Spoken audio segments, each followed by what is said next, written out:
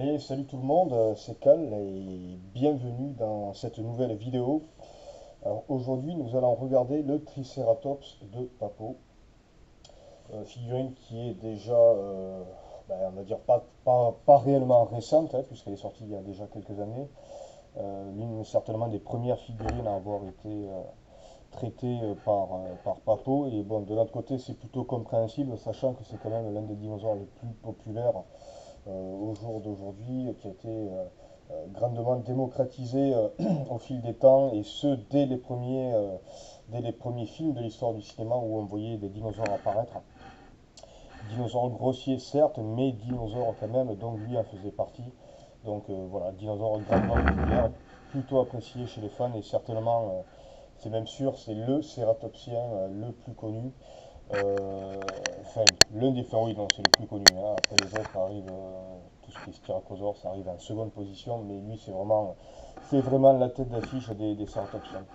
Alors, la figurine, d'aspect esthétiquement parlant et globalement, hein, sur l'aspect général d'abord, encore une fois, c'est du lourd chez Papo. Quand on voit la figurine de loin, on se dit, ouais, bon, mais d'accord, c'est encore une figurine. Mais quand on se rapproche, et c'est là tout l'art de chez Papo, c'est que même sur des figurines où logiquement il n'y aurait pas énormément de détails à apporter, notamment sur un Triceratops, hein, qui a souvent finalement été traité de la même façon qu'on pourrait aujourd'hui traiter des figurines, ou même euh, on traite le Triceratops finalement au niveau de son aspect comme on pourrait traiter des rhinocéros, hein, donc que ce soit des rhinocéros noirs africains ou des rhinocéros plus petits, les rhinocéros d'Asie. Donc ils ont une peau qui n'est pas forcément euh, avec beaucoup de relief, c'est plutôt du cuir assez épais, mais là on a quand même bien un aspect qui est je dirais, qui fait vraiment tout à fait penser à celle du rhinocéros noir, quoi. Et c'est en ça que je trouve que le travail est fabuleux avec ces espèces de petits renforcements sur la peau, ces espèces de petits, ce que les gens pourraient appeler des boutons, mais qui ne sont en fait que des petites, comment dire, protubérances osseuses. Voilà, des protubérances osseuses.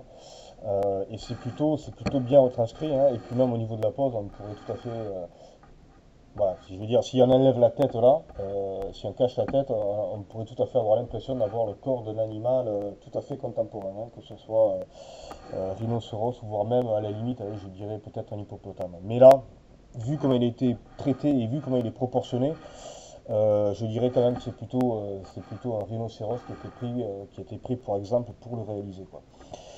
Alors au niveau des détails, bah, écoutez, au niveau de la tête, c'est quand même assez joli.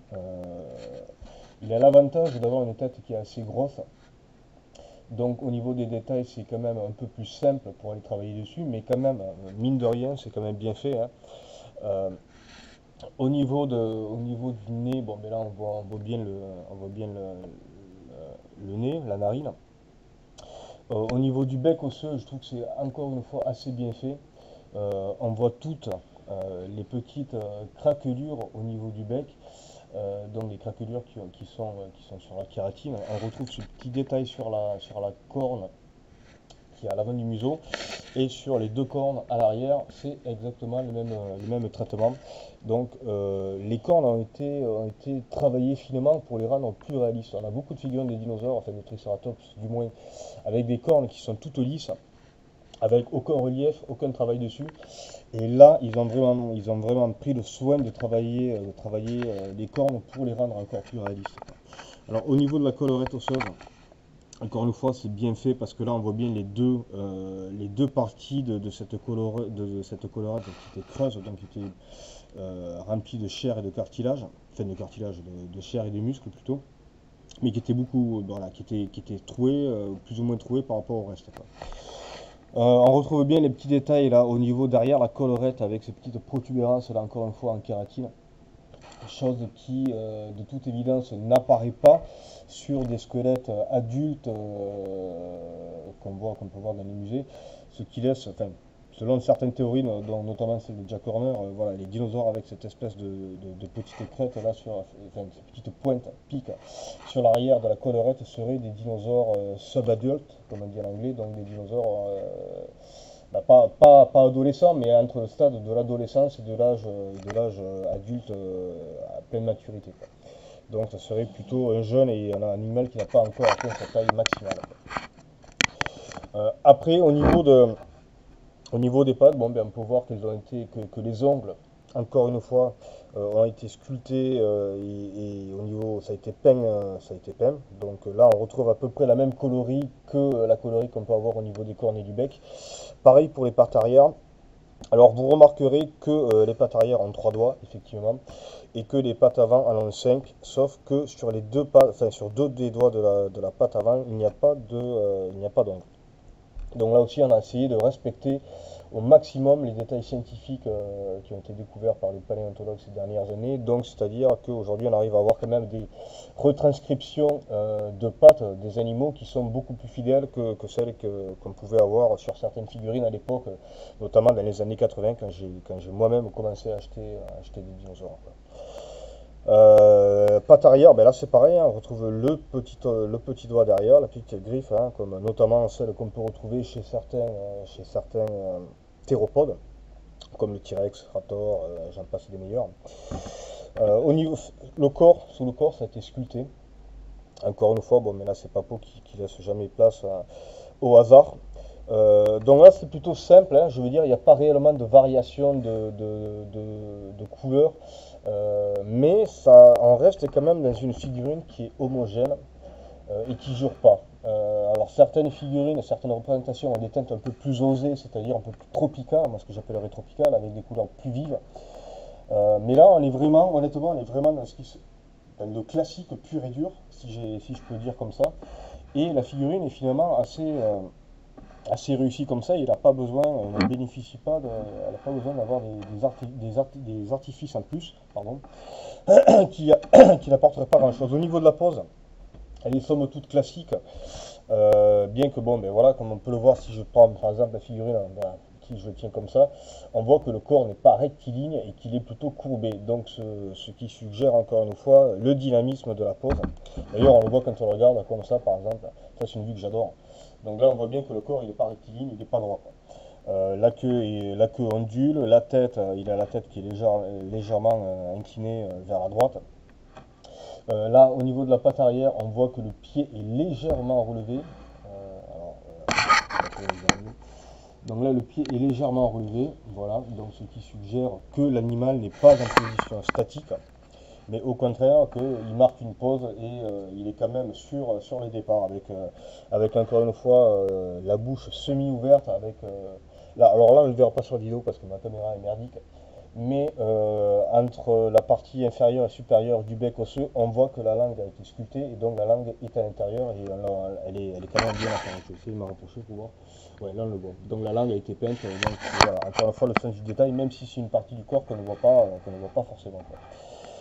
Alors, je vais passer maintenant aux mesures de l'animal, à proprement parler, comme on fait d'habitude sur mes revues. La première figurine à avoir été traitée par Papo, et bon, de l'autre côté, c'est plutôt compréhensible, sachant que c'est quand même l'un des dinosaures les plus populaires au jour d'aujourd'hui, qui a été grandement démocratisé au fil des temps, et ce, dès les premiers films de l'histoire du cinéma où on voyait des dinosaures apparaître. Dinosaure grossier certes, mais dinosaure quand même, donc lui en faisait partie. Donc voilà, dinosaure grandement populaire, plutôt apprécié chez les fans et certainement, c'est même sûr, c'est le cératopsien le plus connu. Enfin, l'un des enfin oui, non, c'est le plus connu, hein. Après les autres arrivent, tout ce qui est styracosaure, ça arrive en seconde position, mais lui c'est vraiment la tête d'affiche des cératopsiens.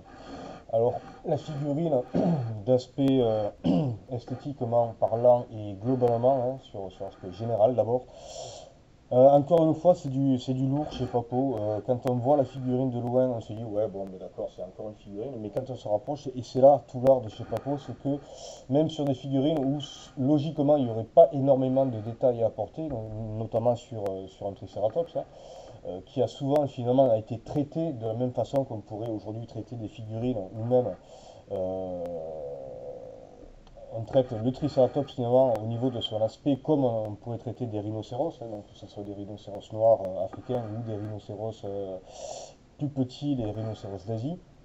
Donc ils ont une peau qui n'est pas forcément avec beaucoup de relief, c'est plutôt du cuir assez épais, mais là on a quand même bien un aspect qui je dirais, qui fait vraiment tout à fait penser à celle du rhinocéros noir, quoi. Et c'est en ça que je trouve que le travail est fabuleux avec ces espèces de petits renforcements sur la peau, ces espèces de petits, ce que les gens pourraient appeler des boutons, mais qui ne sont en fait que des petites, comment dire, protubérances osseuses. Voilà, des protubérances osseuses. Et c'est plutôt bien retranscrit, hein. Et puis même au niveau de la pose, on pourrait tout à fait, voilà, si je veux dire, si on enlève la tête là, si on cache la tête, on pourrait tout à fait avoir l'impression d'avoir le corps d'un animal tout à fait contemporain, hein, que ce soit rhinocéros, voire même à la limite, allez, je dirais peut-être un hippopotame. Mais là, vu comment il a été traité et vu comment il est proportionné, je dirais quand même que c'est plutôt un rhinocéros qui a été pris pour exemple pour le réaliser, quoi. Alors au niveau des détails, écoutez, au niveau de la tête, c'est quand même assez joli. Il a l'avantage d'avoir une tête qui est assez grosse. Donc au niveau des détails, c'est quand même un peu plus simple pour aller travailler dessus, mais quand même, mine de rien, c'est quand même bien fait, hein. Euh, au niveau du nez, bon, mais là on voit bien le nez, la narine. Au niveau du bec osseux, je trouve que c'est encore une fois assez bien fait. On voit toutes les petites craquelures au niveau du bec, donc les craquelures qui sont sur la kératine. On retrouve ce petit détail sur la corne qui est à l'avant du museau, et sur les deux cornes à l'arrière, c'est exactement le même traitement. Donc les cornes ont été travaillées finement pour les rendre plus réalistes. On a beaucoup de figurines des dinosaures, enfin de Triceratops du moins, avec des cornes qui sont toutes lisses, avec aucun relief, aucun travail dessus. Et là, ils ont vraiment pris le soin de travailler les cornes pour les rendre encore plus réalistes. Alors au niveau de la collerette osseuse, encore une fois, c'est bien fait parce que là, on voit bien les deux parties de cette collerette qui était creuse, donc qui était remplie de chair et de cartilage, enfin de cartilage, de chair et de muscles plutôt, mais qui était beaucoup, voilà, qui était troué, plus ou moins troué par rapport au reste, quoi. On retrouve bien les petits détails là au niveau derrière la collerette avec ces petites protubérances là encore une fois en kératine, chose qui de toute évidence n'apparaît pas sur des squelettes adultes qu'on peut voir dans les musées, ce qui laisse, enfin, selon certaines théories, dont notamment celle de Jack Horner, voilà, les dinosaures avec cette espèce de petite crête là enfin, ces petites pointes, piques sur l'arrière de la collerette seraient des dinosaures sub-adultes, comme on dit en anglais, donc des dinosaures pas adolescents, mais entre le stade de l'adolescence et de l'âge adulte à pleine maturité, quoi. Donc ça serait plutôt un jeune et un animal qui n'a pas encore atteint sa taille maximale, quoi. Après, au niveau des pattes, bon, on peut voir que les ongles, encore une fois, ont été sculptés et au niveau, ça a été peint. Donc là, on retrouve à peu près la même coloris que la coloris qu'on peut avoir au niveau des cornes et du bec. Pareil pour les pattes arrière. Alors vous remarquerez que les pattes arrière ont 3 doigts, effectivement, et que les pattes avant en ont 5, sauf que sur les deux pattes, enfin sur deux des doigts de la patte avant, il n'y a pas d'ongle. Donc là aussi, on a essayé de respecter au maximum les détails scientifiques qui ont été découverts par les paléontologues ces dernières années. Donc, c'est-à-dire qu'aujourd'hui, on arrive à avoir quand même des retranscriptions de pattes des animaux qui sont beaucoup plus fidèles que celles qu'on pouvait avoir sur certaines figurines à l'époque, notamment dans les années 80, quand j'ai moi-même commencé à acheter des dinosaures, quoi. Patte arrière, là c'est pareil, hein, on retrouve le petit doigt derrière, la petite griffe, hein, comme notamment celle qu'on peut retrouver chez certains théropodes, comme le T-Rex, Raptor, j'en passe des meilleurs. Au niveau, sous le corps, ça a été sculpté. Encore une fois, mais là c'est Papo qui laisse jamais place au hasard. Donc là c'est plutôt simple, hein, je veux dire, il n'y a pas réellement de variation de couleur. Mais ça en reste quand même dans une figurine qui est homogène et qui jure pas. Alors certaines figurines, certaines représentations ont des teintes un peu plus osées, c'est-à-dire un peu plus tropicales, moi ce que j'appellerais tropical, avec des couleurs plus vives. Mais là, honnêtement, on est vraiment le classique pur et dur, si je peux dire comme ça. Et la figurine est finalement assez réussie comme ça. Il n'a pas besoin, elle ne bénéficie pas, elle n'a pas besoin d'avoir des artifices en plus, pardon, qui, qui n'apporteraient pas grand-chose. Au niveau de la pose, elle est somme toute classique.